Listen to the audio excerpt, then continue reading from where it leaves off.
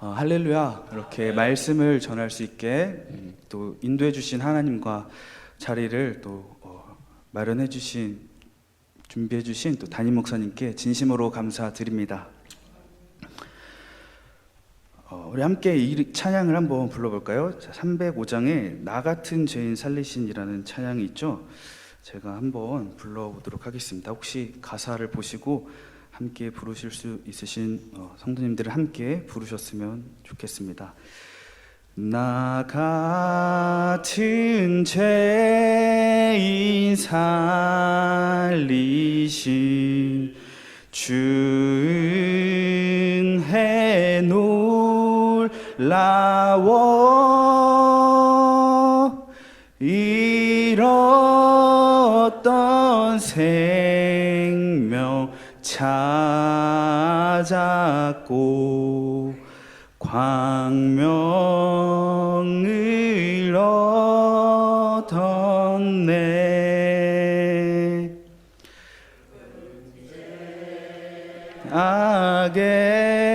악에서 건지신 주은 고마워.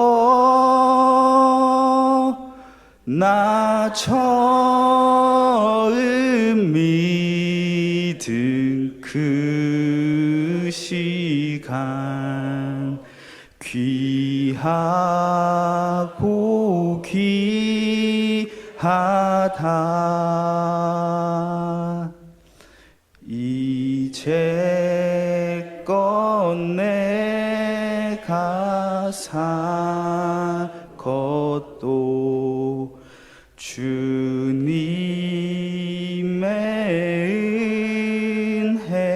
은혜라. 또 나를 장차 본향에 인도해 주시리.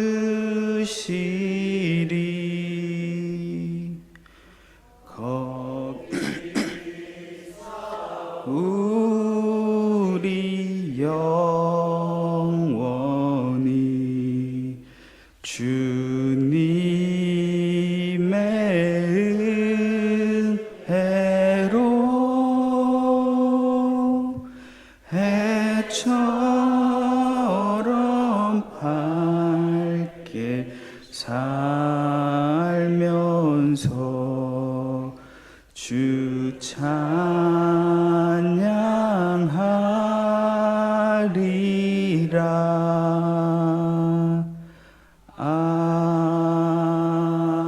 아멘. 네, 이번 금요성경 집회 말씀을 준비하면서 은혜와 사랑이라는 주제로 준비를 하게 되었습니다. 우리가 지난주에 고난주간을 또 통과하고 부활절을 맞이하면서 갈릴리 교회에서는 또 매년 이루어지는 총동원 전도주일로 보냈습니다. 이 총동원 전도주일, 우리가 한 영혼을 구원하기 위해서는 우리가 먼저 예수님을 만나고 부활의 기쁨을 누리고 무엇보다 나 같은 죄인을 살리신 은혜와 사랑을 내가 먼저 알아야 한다고 믿습니다. 내가 알고 있는 이 은혜와 사랑을 남에게 전해줄 수 있다고 믿습니다. 이 나 같은 죄인 살리신이라는 찬양은 어메이징 그레이스라는 외국 찬양으로 알고 있습니다. 우리나라로 번역되면서 몇 가지 빠진 가사들이 없지 않아 있는 것 같은데 본래의 가사를 한번 제가 읽어보도록 하겠습니다. 놀라운 은총이여 그 소리 얼마나 감미로운가. 나 같은 몹쓸 사람을 구하여 낸 그 소리. 나 한때 길을 잃었으나 이제는 찾았고 한때 눈이 멀었으나 이젠 볼 수 있게 되었네. 아멘. 1절의 가사입니다. 제가 금요 성경 집회 말씀을 준비하면서 어떻게 말씀을 전해야 될까 두렵고 떨리는 마음으로 준비하면서 이 나 같은 죄인이 다시 한번 이 말씀을 전해도 되는 것인가 라는 마음으로 말씀을 전하고 있습니다. 많은 사람들은 이렇게 생각을 한다고는 합니다. 초등학교 때 초등학교 선생님이 내가 아는 사람이 있는데 그 사람은 교회 가기를 싫어한다고 하네. 왜 그러냐면 교회 가면 회개하라고 하니까, 매일 회개하라고 하니까 그 사람이 교회 가기가 싫다고 한다고 말을 했던 것이 제가 들었었고 기억이 납니다. 나는 죄가 없는데 계속 회개하라고 하니까 뭐를 회개해야 되는지도 모르겠고, 나는 죄를 딱히 지은 게 없는데 자꾸 죄인이라고 하니까 나는 죄인이라고 취급받는 것도 싫고, 그래서 나는 교회 가는 게 꺼려진다라는 사람이 있다라고 초등학교 때 선생님이 그런 말씀을 언제 한번 하셨습니다. 그래서 그럴 수 있겠구나라는 생각을 어렴풋이 했던 게 기억이 납니다. 이 죄라는 것은 우리가 특별히 어떤 뉴스에서 일어나는, 우리가 흔히 객관적으로 누구나 알 수 있는 절도, 강간, 살인, 폭행 이런 게 죄가 아니라, 성서에서 말하고 있는 죄는 제가 성서를 묵상했을 때 드는 이 죄의 정의는 하나님의 말씀에 순종하지 못하였을 때, 우리가 예수님을 온전히 따라가지 못했던 그런 것들이 죄라고 생각합니다. 하나님의 말씀 안에는 사랑과 아까 말했던 모든 죄 형태, 살인과 강도와 같은 모든 형태가 다 들어있기 때문입니다. 근데 많은 사람들은 눈에 보이는 어떤 폭력과 폭행과 살인, 이런 죄를 안 저질렀으면 나는 죄인이 아니라고 생각을 합니다. 그런 사람들 앞에 우리가 죄를 알 수 있게 하는 방법은 거룩하신 하나님 말씀 앞에 서는 것입니다.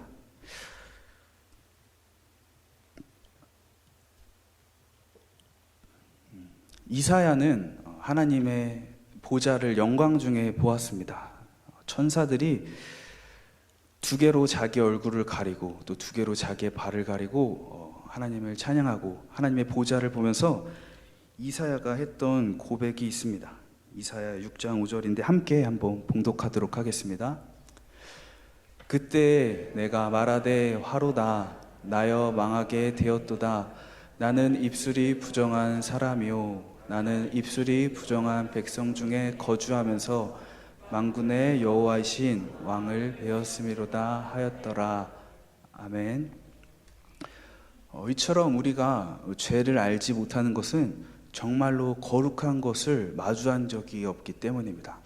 정말 간단하도 아주 초등학교도 알 수 있는 그런 죄밖에 자각을 할 수 없는 것입니다. 우리가 인지할 수 있는 부정한 것이 비록 그런 입에 담기 힘든 그런 죄의 목록들이기 때문입니다. 하지만 우리가 정말로 하나님 앞에 서 있을 때는 그런 누구나 알 수 있는 죄가 아니라 내가 하나님 앞에 바로 서 있지 못하는 어떤 세세한 행동과 모습까지도 떠오르게 되고 그게 죄라는 것을 우리는 알 수 있고 알아갈 수 있습니다. 이처럼 하나님 앞에 마주 서는 것이 죄가 되고, 또 한편으로는 예수님을 따라가지 못하는 것이 죄라고 하였습니다. 예수님을 따라가지 못하는 것이 죄가 되는 이유는 요한복음에서 나와 있듯이 예수님이 곧 하나님의 말씀이기 때문입니다. 예수님은 사람이시죠. 예수님은 사람이신데 유일하게 하나님의 말씀을 100% 온전하게 다 이루시고 100% 온전하게 다 순종하시고 100% 온전하게 다 하나님 말씀대로 행하시고 말씀하시고 그 뜻 가운데서 사셨던 분이십니다. 그래서 우리는 예수님이 사람이라고도 하지만 우리의 구세주, 하나님의 아들, 그리스도 또는 메시아, 하나님이라고까지도 합니다. 다시 말하면 이 죄라는 정의는 우리가 하나님의 말씀에 순종하지 못하는 것과 예수님께 순종하지 못하는 것이 우리의 죄가 됩니다. 이 죄를 자각하는 것은 굉장히 중요합니다. 중요하다고 생각이 드는데, 죄의 삭은 사망이죠. 부활의 기쁜 소식이 우리에게 크게 다가오는 것이 우리의 모든 죽음에서 건짐을 받았기 때문에 그게 가장 큰 이유가 아닐까 합니다. 그런데 내가 이 사망으로 가는 줄 모르고 나는 평안하다, 나는 잘 살고 있다, 나는 지금 행복하다, 나는 앞으로 행복한 삶을 살 수 있을 거야 라고 살아가는 삶이 얼마나 불행합니까? 내가 죽음으로, 사망으로 가고 있는데 그것을 알지 못하고 내가 잘 살고 있다고 말을 하니 말입니다. 우리는 끝을 보지 않았지만, 그런 사람들의 끝을 보지 않았지만 믿음으로 하나님의 말씀을 보고 죄의 삭은 사망이고 그 끝은 죽음이구나 라는 것을 알 수 있습니다. 거룩한 하나님 앞에 마주 섰을 때, 하나님의 말씀 앞에 섰을 때는 이 죄라는 것 때문에 내가 하나님 앞에 고개를 들 수도 없고 떳떳하게 살아갈 수도 없구나 라는 것을 알 수 있는 것처럼 말입니다. 이처럼 이런 맥락 아래서 좋은 말씀, 정말 거룩한 하나님 말씀이 선포될 때는 나의 죄를 알게 되고 나의 죄를 자각하고 나의 죄를 깨닫게 되는 것이 좋은 말씀이구나, 정말로 거룩하신 하나님의 말씀이 선포가 되고 있구나, 또한 이런 반증이 아닐까 싶습니다.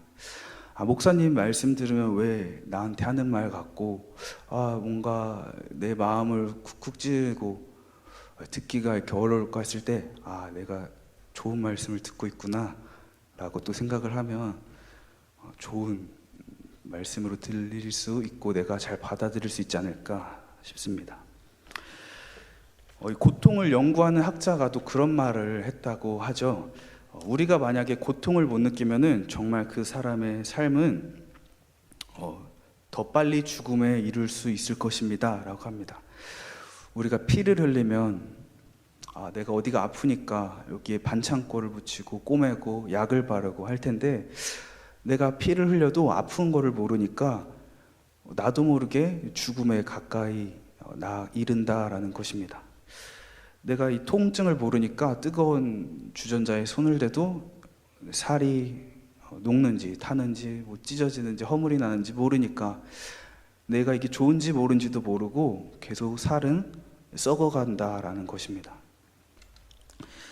오늘 말씀을 통해서 예수님의 은혜가 우리들 가운데, 여러분들 가운데 임하여서 모든 죄로부터 얼룩진 모든 상처들이 회복되기를 소망합니다. 오늘 본문 말씀을 들어가 보도록 하겠습니다. 오늘은 베드로에 대한 말씀입니다.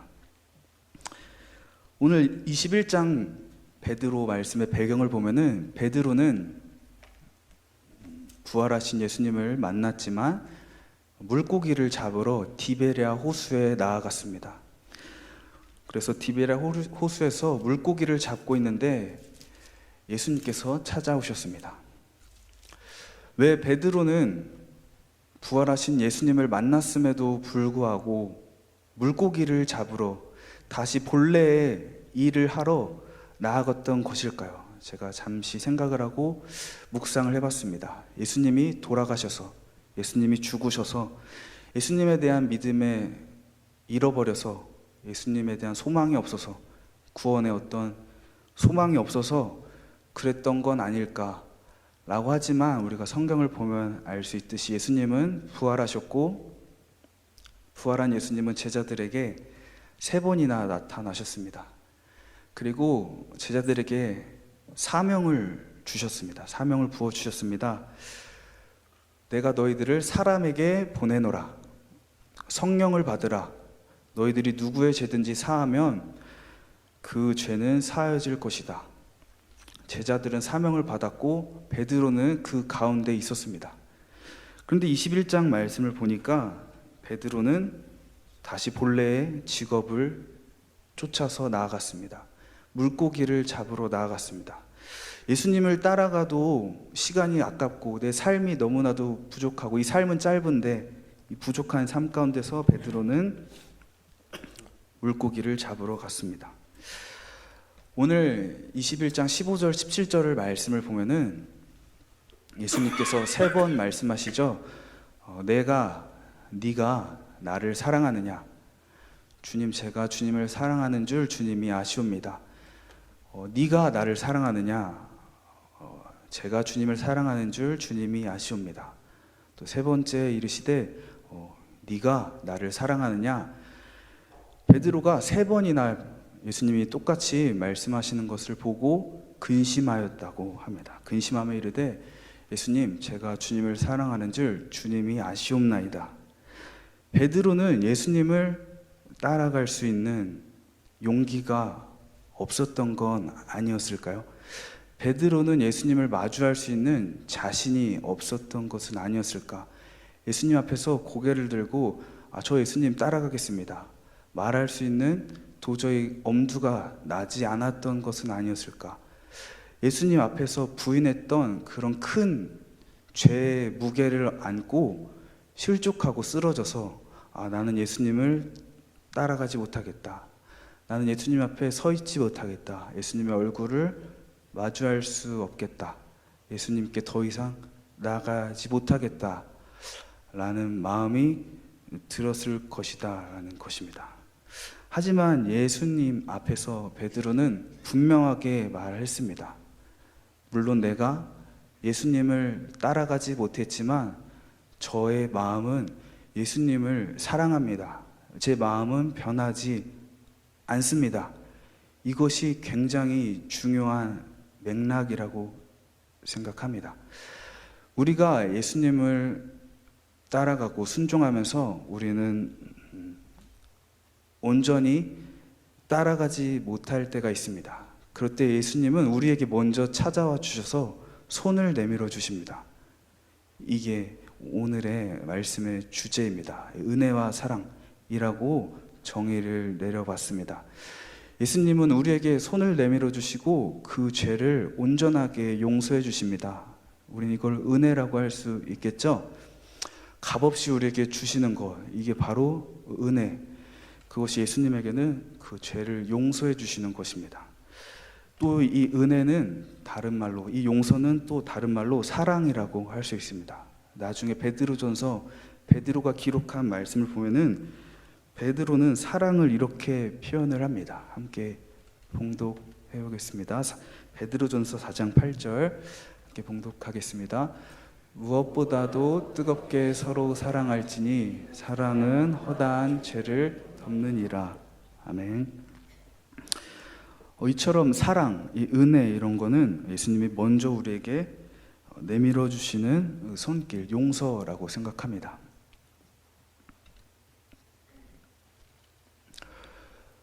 요새 뉴스를 보면은 정말 멋있고 매력적이고 또는 돈도 많은 사람들이 그렇게 좋은 사람들끼리, 세상에서 말하는 좋은 사람들끼리 만나서 결혼하는 것을 봅니다. 근데 우리나라에서 정말 이혼율이 정말 많아진다고 하죠. 그렇게 잘나고 멋있고 능력 있는 사람들끼리 만나서 뭐가 그렇게 아쉽고 부족해서 이혼을 하는지 저는 죄송합니다. 이 결혼을 못 해봐서 제가 이런 말을 또 신뢰가 아닐지.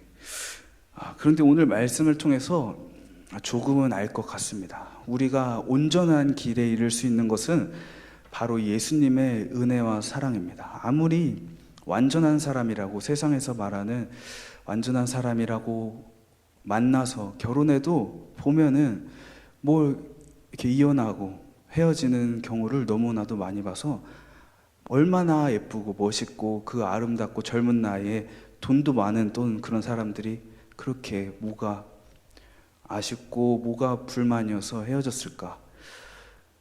이 사람의 노력으로, 사람의 힘으로, 우리의 힘과 능력으로는 온전한 길에 다다를 수 없다는 것입니다. 마찬가지입니다. 우리가 예수님을 따라갈 때 우리의 힘으로, 여러분들의 능력으로 온전하게 다다를 수 없다라는 것입니다. 그렇다면 우리가 예수님의 장성한 분량에 이르기까지 완전한 분량에 이르기까지 나아갈 수 있는 길이 무엇일까? 그 완전한 길로 나아갈 수 있게 연결해 주는 것은 무엇일까 했을 때 그 해답은 예수님의 은혜와 사랑이라는 답밖에 나오지 않습니다. 우리는 이 예수님의 은혜와 사랑으로 다시 일어나서 다시 예수님께 나아갑니다. 세상에서 처음부터 완전한 사람은 없고 처음부터 성공한 사람은 없습니다. 어느 사업가 아주 대박난 삼성의 회장을 찾아가서 물어봐도 처음부터 대박난 사람은 한 명도 없습니다. 실패를 딛고 항상 무언가를 깨닫고 또 실패하면 또 딛고 깨닫고 점점 성장하며 나아가는 것처럼 우리를 온전하게 이르는 길로 나아갈 수 있는 그 연결점은 이 은혜와 사랑이고 그 회개입니다.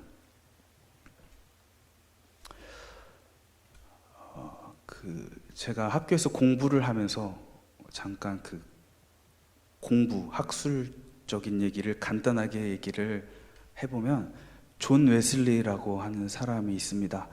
감리교 창시자라고 우리가 알고 있죠. 존 웨슬리의 논문집을 우연히 2편을 읽게 되었습니다. 그 한 편의 제목은 메토디스트의 성격이라는 제목입니다. 무엇이라고요? 메토디스트의 성격. 메토디스트는 한글말로 감리교라는 뜻입니다. 감리교의 성격이 무엇인가? 웨슬리가 논문으로 발표한 글입니다. 1740년도에 웨슬리는 1703년에 태어나는데 메토디스트가 부흥하기 시작했습니다. 웨슬리를 중심으로 메토디스트가 부흥을 하는데 문제가 생겼어요.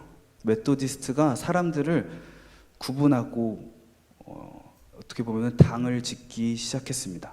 영국의 종교는 성공회였습니다. 당시에 가톨릭으로부터 또 종교개혁을 해서 나온 성공회였는데 웨슬리는 성공회를 부정하지 않았습니다. 그런데 따로 이 메토디스트라는 명칭으로 그룹이 생겨나기 시작했고 메토디스트는 그 자신들을 다른 사람들과 구분하기 시작했습니다. 그들의 의견에 따라서 그분의 말투와 그들의 언행과 그들의 형식과 모양과 위치와 신분, 그들의 사투리 같은 말투, 형식 이런 것들로 구분하기 시작했습니다. 그래서 웨슬리는 내가 메토디스트가 뭔지 말해줄 필요가 있겠다라고 해서 이 논문을 썼습니다. 메토디스트의 성격을 보면은 웨슬리는 이렇게 정의하고 있습니다. 이 감리교, 우리말로 감리교란 무엇이냐? 제가 읽으면서 말씀을 드리겠습니다. 하나님을 사랑하고 하나님 안에서 행복하고 범사에 감사하는 사람, 항상 기도하는 사람, 이웃을 사랑하는 사람, 성령의 열매를 나타내는 사람, 나의 뜻이 아닌 하나님의 뜻을 위해 사는 사람, 온 힘을 다해 하나님의 모든 계명을 준수하는 사람, 무슨 일이든지 하나님의 영광을 위해서 사는 사람, 악덕이 유행해도 악덕을 위해 살지 않는 사람, 모든 이에게 선을 베푸는 사람, 이것이 메토디스트의 성격이라고 정의를 하고 있습니다. 감리교라는 이 명칭은 메토디스트가 만든 게 아닙니다. 메토디스트라는 명칭은 존 웨슬리가 회심하기 전에, 예수님을 만나기 전에 하나님에 대한 열정으로 뜨거웠던 웨슬리가 하나님을 정말 열심히 믿고 싶어서 규칙적으로 정말 열심히 살았던 모습을 그때 크라이스트 처치라고 하는 대학교에 다녔을 때 그 교우들이 웨슬리를 비방했던 말이 메토디스트입니다. 그런데 웨슬리는 예수님을 만나고 회심하면서 변했습니다. 그리고 웨슬리는 메토디스트를 만든 적이 없었습니다. 그리고 이 논문 말미에는 이런 글이 써 있었습니다. 이런 메토디스트의 성격으로 사는 사람은, 이런 메토디스트의 원리로 사는 사람은 메토디스트가 아닌 다른 이름으로 불려도 좋다고 한다라고 웨슬리는 말하고 있습니다. 웨슬리는 성공회로부터 떨어지는 것을 원치 않았고 모두가 단합돼서 하나님의 말씀을 잘 믿고 순종하면서 나아가자라고 했던 사람이었습니다. 결국에 메토디스트, 감리교라고 하는 것의 정의는 하나님의 말씀을 잘 믿고 따르는 사람들입니다. 그러면 어떻게 그렇게 살아갈 수 있을까 궁금하잖아요. 그래서 제가 그 뒤편에 책을 쭉 읽어보니까 메토디스트의 원리라는 논문이 또 있었습니다. 이거를 안 읽어볼 수가 없겠더라고요. 그래서 이 메토디스트의 성격이라는 이 짧은 논문을 읽고 그 뒤에 이어져 있는 메토디스트의 원리라는 이 논문을 읽어 나가기 시작했습니다. 이 메토디스트의 원리를 보니까 하나 분명한 것은 웨슬리는 첫 번째로 이것을 말하고 있습니다. 믿음으로 의롭게 된다.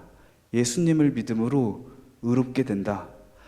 라고 말하면서 웨슬리는 말하기로 사람의 선으로, 사람의 선행으로 구원에 이르지 못하고 사람의 선행으로 의롭게 되지 아니하고 예수님을 믿음으로 의롭게 된다라고 말하면서 말하는 것은 사람의 선행과 예수님을 믿음으로 나오는 선행을 분명하게 구분하고 있다라는 것입니다.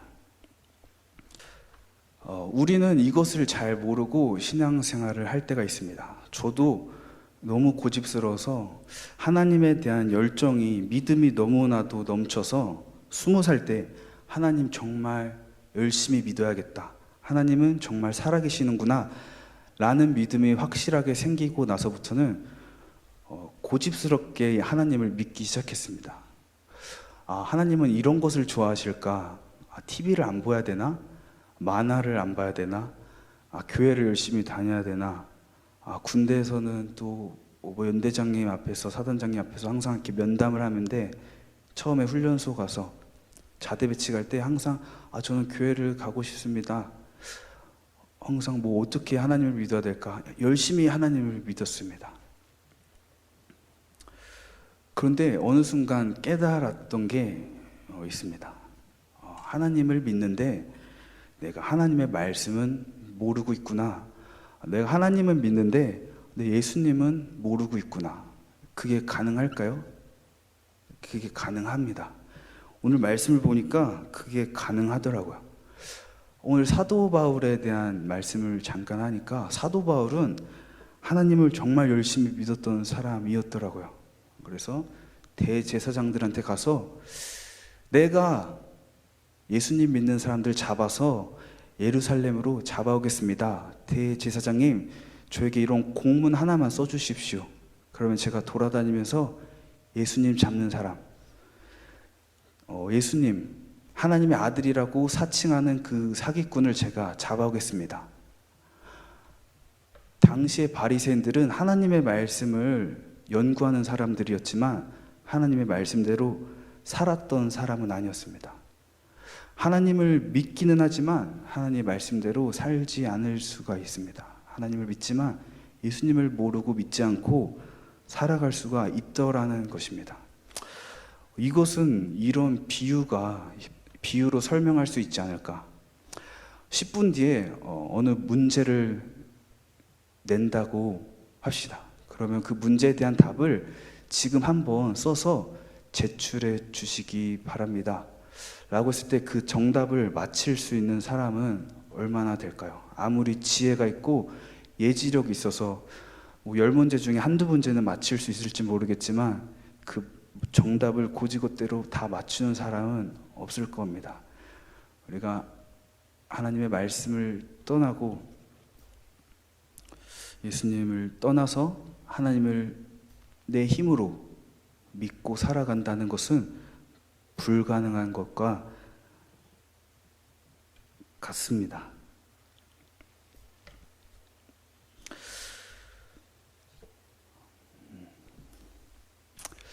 그리고 예수님은 다시 한번 베드로에게 새로운 사명을 줍니다. 내가 너의 죄를 다 용서해 줄게. 대신에 너가 나를 사랑하는 것도 내가 들었으니까, 너의 마음도 내가 알겠으니까 알겠어. 그러니까 이제는 양을 치고 양을 먹여라 라고 말을 합니다. 이 말씀은 굉장히 심오한 말씀이라는 것을 알게 되었습니다. 베드로는 사실 예수님을 부인하지 않을 수 있었습니다. 예수님이 대제사장 앞에서 신문 받으실 때 그 베드로가 귀를 잘랐던 그 종의 친척이 너 베드로지, 너 예수님의 제자지? 라고 말하지만 안 했어도 요한복음에 보면은 그 예루살렘 대제사장 앞에서 신문 받던 그 성 안에서 문지기가 베드로에게 너 예수님 믿는 사람 아니야? 라고 말만 안 했어도, 또 어떤 소녀가 베드로한테 너 예수님 믿는 사람 아니야? 라는 말만 안 했어도 베드로는 예수님을 부인하지 않았을 것입니다. 빌라도의 말씀을 또 보다 보니까 빌라도도 참 안타까운 사람이더라고요. 빌라도는 예수님을 채찍질을 하라고 명령했지만 신문을 하다 보니까 이 사람에게는 죄가 없었던 것이었습니다. 그리고 유대인 앞에서 말했어요. 이 사람은 죄가 없어. 이 사람은 죄가 없는데 이 사람을 놓아주고 싶어. 근데 어떻게 해야 될까? 라고 말하니까 유대인들이 이렇게 말을 합니다. 이러함으로 빌라도가 예수를 놓으려고 힘썼으나 유대인들이 소리질러 이르되 이 사람을 놓으면 가이사의 충신이 아니니이다. 무릇 자기를 왕이라 하는 자는 가이사를 반역하는 것이니이다. 사실 빌라도는 유대인 앞에서 이 사람은 죄가 없어 라고 할 때 유대인들이 아니, 그 사람은 죄가 있어. 그 사람은 하나님의 아들이라고 사기쳤어 라고 했을 때 빌라도는 두려워했다라고 했습니다. 빌라도는 예수님이 하나님의 아들이라는 소리를 듣고 두려워했고 그를 해치기 싫어했고 그를 놓아주고 싶었고 했는데, 사람들이 자꾸 죽이라고 하고 자꾸 너는 로마에 반역하는 거라고 하고 협박하니까 빌라도가 예수님을 죽일 수밖에 없었습니다. 물론 비록 빌라도가 나중에 예수님을 믿음으로 순종하면서 따랐는지 안 따랐는지는 알 수 없지만 빌라도도 이런 죄 가운데 있었던 것입니다. 베드로와 마찬가지로 우리가 이 은혜와 사랑을 알고 양을 치라고 했을 때, 예수님의 은혜와 사랑을 받고 복음을 전하라고 했을 때 이거는 굉장히 심오한 말씀입니다. 베드로에게는 너를 고발했던 그 문지기, 너를 고발했던 그 말고의 친척, 너가 귀를 잘랐던 그 친척, 너를 신고했던 그 친척, 너를 신고했던 그 소녀를 용서해야 돼. 너를 죄 가운데로 빠지게 만들었던 그 소녀를 용서해야 돼. 베드로는 성령이 임하고 예수님을 강하게 영접하고 나서 예루살렘에 있는 사람들에게 예수님을 전파했습니다. 그곳에 예수님을 대적했던 사람들이 없었을까요? 있었죠. 빌라도가 만약에 예수님을 믿고 따랐다면 예수님을 죽이라고 협박했던 유대인들, 대제사장들과 백성들을 용서했어야만 했습니다. 우리가 예수님을 믿고 너네가 은혜와 사랑을 알고 받았다면 바울과 같은 사람들, 예수님을 대적하는 사람들, 그들을 품어야 돼. 예수님의 11명의 제자들, 새로 뽑힌 마띠아까지 12명의 제자들은 그런 바울을 품어야만 했습니다. 우리는 한 가지 짚고 넘어가야 합니다. 우리가 죄를 용서했다고 그 죄가 옳다라는 것은 아닙니다. 베드로는 물론 예수님을 부인했지만 전승에 따르면 십자가에 거꾸로 매달려 죽었다고 합니다. 예수님을 부인했던 베드로, 그런 죄에 나아갔던 베드로지만 그게 부인한 게 잘했다라는 뜻은 아니라는 것입니다. 죄를 용서는 했지만 그 죄에서 돌이켜 떠나야 된다라는 것입니다. 그리고 예수 그리스도 안에는 죄를 떠날 수 있는 힘까지 포함되어 있습니다. 예수님이 앞에서 예수님을 부인했던 베드로가 그렇게 십자가에 거꾸로서 달려서 죽을 수 있었던 그 힘이 예수님 안에서 또한 함께 나왔다라는 것을 알아야 됩니다. 바울을 품었던 힘과 베드로가 모든 예루살렘 앞에서 담대하게 전파했던 모든 힘과 모든 죄 가운데서 떠났던 힘이 예수 그리스도 안에 함께 있다라는 것을 우리는 명백히 알고 순종하며 나아가야 됩니다. 말씀을 마치겠습니다. 우리가 쳐야 될 양과 우리가 복음을 전파해야 될 사람들은 빌라도와 예수님을 대적하고 핍박했던 바울과 예수님을 부인하면서 순종하지 못했던 베드로와 같은 사람들입니다. 그것을 알기 전에 내가 먼저 예수님을 부인했던 베드로고 예수님께 순종하지 못했던 베드로고 더 나아가 예수님을 대적했던 베드로고 사람들한테 떠밀려서 예수님을 핍박했던 빌라도와 같은 사람이었다는 것을 알아야 됩니다. 그리고 그 은혜와 사랑 안에서 우리는 담대하게 그 사람들에게 복음을 전해야 되고 그 전에 먼저 우리가 그 은혜와 사랑으로 충만해져야 됩니다. 그 은혜와 사랑 안에서 우리는 그리스도의 장성한 분량까지 나아가야 됩니다.